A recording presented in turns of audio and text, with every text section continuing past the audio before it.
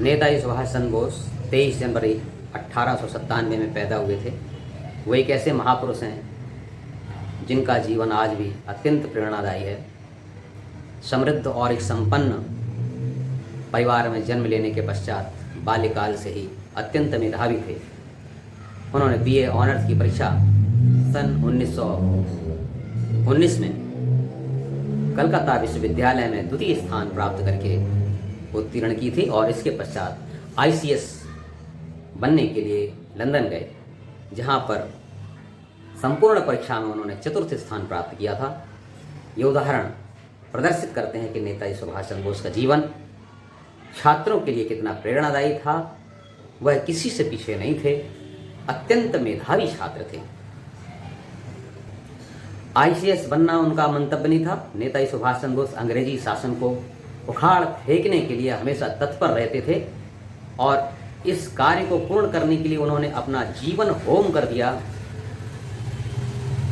ICS की परीक्षा पास करने के पश्चात उन्होंने ये मंतव्य अपने बड़े भाई शरद बाबू को लिखे पत्र में प्रदर्शित किया था और वो बड़े प्रसन्न हुए जब उन्हें मालूम हुआ कि माताजी उन्हें इस कार्य के लिए आशीर्वाद देने के लिए तैयार हैं। हालांकि पिताजी की इच्छा थी कि वो अंग्रेजी शासन की सेवा करें। उस समय देश में उपलब्ध जितने भी साधन हैं, सभी साधनों का उपयोग करके देश की स्वतंत्रता मिलनी चाहिए, ये उनके लिए आवश्यक था। महात्मा गांधी के समान वो इस विचारों के प्रस्तावक नहीं थे कि अहिंसा के द्वारा देश आज़ाद हो।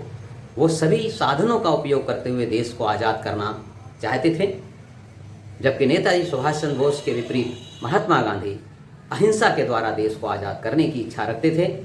और इसी कारण उन्होंने उस समय कार्य करने वाले गरम दल के लोगों की कभी भी प्रशंसा नहीं की और क्रांतिकारियों को तो उन्होंने पथभ्रष्ट क्रांतिकारी कहा था। नेताजी सुभाष चंद्र बोस चूंकि सन 1921 में जून में लौटे और देश को आज़ाद करने के लिए उन्होंने पहले कांग्रेस मंच का प्रयोग करने का मन में निश्चय किया और इसलिए भारत भूमि में आते ही तुरंत बम्बई में महात्मा गांधी से मिलने गए। हालांकि महात्मा गांधी के विचारों से वो बहुत अधिक समर्थित नहीं थे, लेकिन फिर भी कांग्रेस के साथ कार्य करके देश को आज़ाद करने का उन्होंने बीड़ा उठाया और उस काम में लग गए। सन 1922 में महात्मा गांधी की सहमति के साथ वो कलकत्ता में बाबू चित्तरंजन दास के साथ जुड़ गए, जिन्होंने उसी समय कांग्रेस के अंतर्गत ही एक स्वराज पार्टी की स्थापना की थी। और स्वराज पार्टी की स्थापना करने के साथ वो एक बार कलकत्ता महापालिका के चुनाव में भी उतरे, जिसमें वो जीते और महापौर बने। नेताजी सुभाष चंद्र बोस को उन्होंने कलकत्ता महापालिका का सीईओ बनाया। सीईओ पर रहते हुए नेताजी सुभाष चंद्र बोस ने आमूल चूल परिवर्तन किए, अपनी कार्य पद्धति के द्वारा सबका मन मोहा। साथ में उन्होंने अपनी जो एक उनका स्वभाव था, वीरव्रत था, ओजस्वी विचार था, उसको प्रदर्शित करते हुए कलकत्ता की बहुत सी सड़कों के नाम भी उन्होंने परिवर्तित कर दिए। भारतीय लोगों के ऊपर उन नामों को परिवर्तित कर दिया। नेताजी सुभाष चंद्र बोस सीईओ के नाते एक कुशल प्रशासक सिद्ध हुए। इसी प्रकार एक बार और सन 1930 में वो चुनाव में उतरे और कलकत्ता महापालिका के महापौर भी बने और महापौर बनकर के भी उन्होंने कलकत्ता में जनता की सेवा की। कांग्रेस में कैसा काम किया उन्होंने, विचार किया जाए तो सन 1921 से लेकर के 1940 तक, जब तक वो भारतवर्ष में रहे, 3 वर्ष तो यूरोप में ही उनको इसमें रहना पड़ा।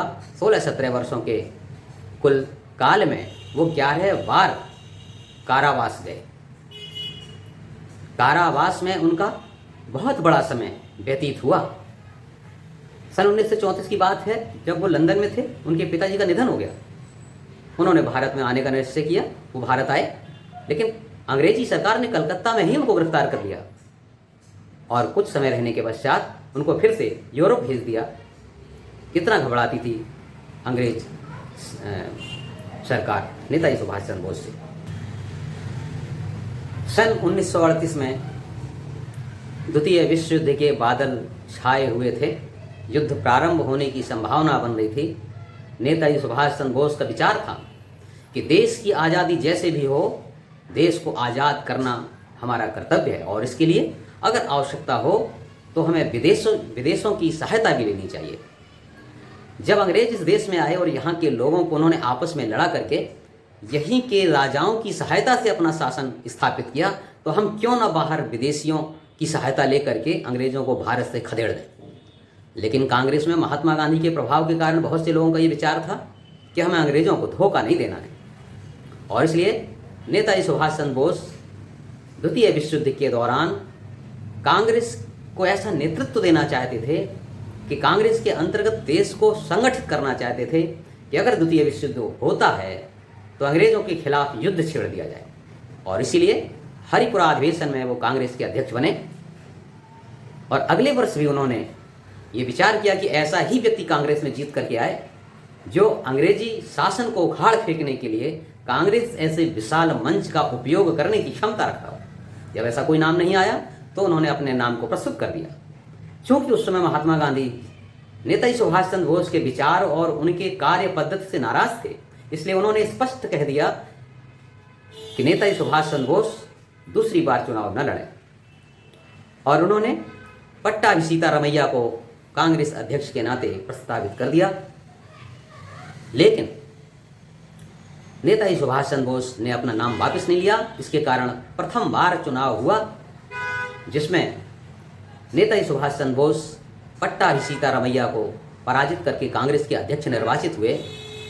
महात्मा गांधी ने इसको सहन नहीं किया और उन्होंने कहा ये मेरी व्यक्तिगत हार है। गांधी जी के विरोध के कारण उस समय की वर्किंग कमेटी में जो गांधी जी के हाँ में हाँ मिलाने वाले अधिकांश लोग थे और सभी लोगों ने नेताजी सुभाष चंद्र बोस का एक प्रकार से साथ नहीं दिया, कार्य में रुकावट डालते रहे और अंततः कांग्रेस में किसी प्रकार का विभाजन ना हो, इस नाते नेताजी सुभाष चंद्र बोस ने कांग्रेस अध्यक्ष के पद से इस्तीफा दे दिया और कांग्रेस के अंतर्गत फॉरवर्ड ब्लॉक की स्थापना की।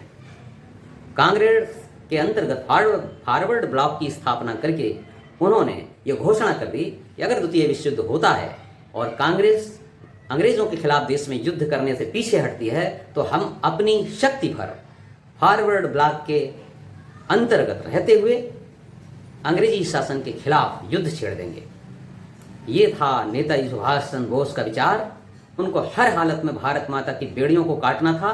उसके लिए जो भी साधन उपलब्ध हो, जितनी भी क्षमता हो, सबका पूरी तौर से पालन करने का उनका विचार था।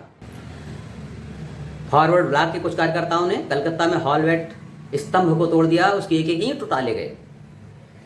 फॉरवर्ड ब्लॉक के कार्यकर्ताओं को, साथ में नेताजी सुभाष चंद्र बोस को भी गिरफ्तार कर लिया गया। नेताजी सुभाष चंद्र बोस जेल के अंदर रह करके तमाशा बिल्कुल देखना नहीं पसंद करते थे।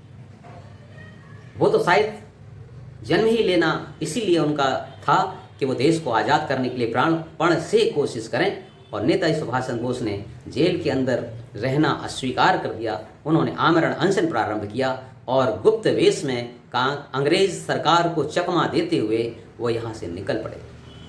कितनी लंबी यात्रा की। आश्चर्यजनक लगता है कि कैसे नेताजी सुभाष चंद्र बोस कलकत्ता से गोमोह स्टेशन, वहाँ से ट्रेन के द्वारा पेशावर, पेशावर से काबुल, काबुल में प्रयास किया कि किसी राजदूतावास के द्वारा किसी यूरोपियन सरकार की सहायता मिल जाए, और फिर इटावली राजदूतावास से उनको सहायता मिली भी, और अंततः वह मास्को से होते हुए जर्मनी पहुंच गए।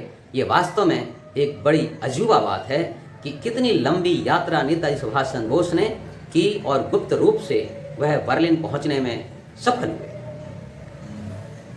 नेताजी सुभाष चंद्र बोस बर्लिन पहुंच करके एडोल्फ हिटलर, जिसकी आंखों से आंखें मिलाना कोई हिम्मत नहीं करता था, वहां उनकी भेंट हुई। एडोल्फ हिटलर ने उनको सहायता देना भी स्वीकार किया। नेताजी सुभाष चंद्र बोस ने यूरोप में रह करके अन्य सभी प्रयासों से भारतीयों को ज़्यादा से ज़्यादा अंग्रेज शासन के खिलाफ एकत्र करने का प्रयास किया। कुछ ही दिनों में उन्हें मालूम हुआ कि जर्मनी बहुत बुरी तरह से खुद घिरा हुआ है और वह भारत की बहुत अधिक सहायता नहीं कर सकता है। दूसरी ओर पूर्वी मोर्चे पर जापान ने युद्ध छेड़ दिया था और जापान नित्य प्रति सफलता के पायदान चढ़ता चला जा रहा था, और यहाँ पर रास बिहारी बोस के साथी लोगों ने आज़ाद हिंद फौज की स्थापना कर दी थी। साथ में बड़ी संख्या में भारतीयों को एकत्र कर लिया था और नेताजी सुभाष चंद्र बोस को लगा कि जापान में पहुंच करके हम भारत की अधिक सेवा कर सकते हैं और इसलिए उन्होंने जर्मनी से जापान पहुंचने का निश्चय कर लिया। ये भी एक वीरता की निशानी है कि कैसे जर्मन पनडुब्बी में संपूर्ण अफ्रीका का चक्कर लगा करके मेडागास्कर के तट पर पहुंचे और जर्मन पनडुब्बी से उतरकर समुद्र में तैरते हुए जापानी पनडुब्बी तक पहुंचे। ये वास्तव में बड़ा अद्भुत है।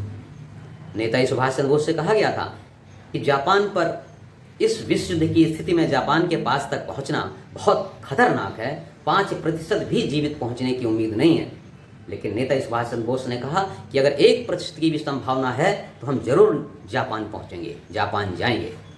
फिर वहां से मेडागास्कर के तट से जापानी पनडुब्बी में होकर के वो इंडोनेशिया पहुंचे और इंडोनेशिया से जापान पहुंचे। इस प्रकार से नेताजी सुभाष चंद्र बोस कई महीने की थकान भरी यात्रा को करते हुए जापान अंततः पहुंच गए और जापान पहुंचने के पश्चात रासबिहारी बोस और अन्य क्रांतिकारी बंधुओं से उनकी भेंट हुई। सिंगापुर में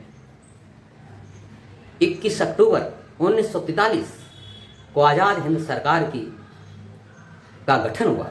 कई बार पूछा जाता है कि स्वतंत्र भारत की पहली सरकार कौन थी। लोग भूल जाते हैं, सोचते हैं कि 15 अगस्त 1947 को देश आज़ाद हुआ, लेकिन आज़ाद हिंद सरकार का गठन 1943 में 21 अक्टूबर को हो गया था। जिसके पास ज़मीन थी, अंडमान निकोबार की भूमि, शहीद और स्वराज नाम के टापू उनके नाम दिए थे उन्होंने, जिनके पास सेना थी, जिनके पास मंत्रालय था, मंत्री परिषद थी, जिनके पास 9 देशों की मान्यता थी, बैंक और वित्त सब कुछ था। और उसी सरकार के संरक्षण में आज़ाद हिंद फौज ने अंग्रेज़ों को देश से हटाने के लिए संघर्ष किया था। कैसा संघर्ष था? 60,000 सैनिकों में से 26,000 सैनिकों का बलिदान हुआ था। ये कोई सामान्य घटना नहीं है। ये प्रदर्शित करता है कि आज़ाद हिंद फौज के सैनिकों ने कितनी बहादुरी से मोर्चा संभाला हुआ था। दुर्भाग्य था कि अमेरिका ने जापान के ऊपर एटम बम का प्रहार किया और आज़ाद हिंद फौज के सैनिकों को जो रसद मिलती थी वो कट गई। जापान के पतन के कारण नेताजी सुभाष चंद्र बोस को दूसरा मार्ग कोई खोजना अनिवार्य हो गया और इसलिए वह मंचूरिया की ओर जाने वाले थे। उसी प्रयास में हवाई जहाज़ दुर्घटनाग्रस्त हुआ और कहते हैं कि नेताजी सुभाष चंद्र बोस की उस दुर्घटना में ही मृत्यु हो गई। नेताजी सुभाष चंद्र बोस की मृत्यु के साथ क्या ये प्रयास समाप्त हो गया? नहीं। नवंबर 1945 में लाल किले में मुकदमा प्रारंभ हुआ। आज़ाद हिंद फौज के जो गिरफ्तार सैन्य अधिकारी थे, उसको इतना प्रचार मिला कि पूरे देश में आज़ाद हिंद फौज के प्रति लोगों के अंदर श्रद्धा और भक्ति का ज्वार हिलोरें लेने लगा। उसी समय नौसेना ने विद्रोह कर दिया। उन्होंने शायद सोचा होगा कि आज़ाद हिंद सेना के साथ हम कंधे से कंधे लगा करके अंग्रेज़ों को उखाड़ फेंकने के लिए प्रयास नहीं कर पाए, तो चलो अब हम विद्रोह करते हैं। सेना के विद्रोह के पीछे इन सैनिकों की आज़ाद हिंद फौज के प्रति सहानुभूति ही थी। अंततः अंग्रेज़ों को लगा कि अब देश को आज़ाद करना ही पड़ेगा, हम भारतवर्ष में ज़्यादा समय तक नहीं रुक सकते हैं, और इसलिए कैबिनेट मिशन आया और देश 15 अगस्त 1947 को स्वतंत्र हुआ। ये अंग्रेज़ों ने भी स्वीकार किया है कि इस देश को आज़ाद करने में बहुत बड़ी भूमिका नेताजी सुभाष चंद्र बोस और आज़ाद हिंद सेना के संघर्ष की थी। जय भारत।